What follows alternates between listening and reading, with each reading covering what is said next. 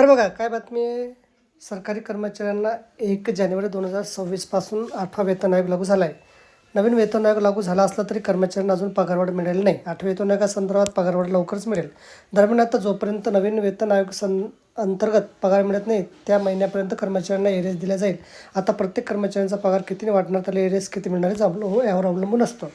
जानेवारी 2026 पासून कर्मचाऱ्यांच्या पगारात बदल झाले आहे. जर नवीन वेतन आयोग 2027मध्ये लागू झाला तर तोपर्यंत एरेस मिळणार आहे. यासोबत पेन्शन देखील मिळणार आहे. कधीपर्यंत लागू होणार 8वा वेतन आयोग? तर बघा, सरकारने दिलेल्या माहितीनुसार 10 वर्षात नवीन वेतन आयोग लागू केला जातो. याआधी वेतन आयोग 2016मध्ये लागू झाला होता. ज्या दिवशी वेतन आयोग लागू होईल त्या दिवसापासून कर्मचाऱ्यांचा पगार वाढतो. दरम्यान 8वा वेतन आयोग लागू करण्यासाठी समिती स्थापन केली. ही समिती शिफारस सादर करेल, शिफारसी सादर करेल. यानंतर शिफारसींना मंजुरी मिळाल्यानंतर नवीन वेतन आयोग लागू केले जाईल.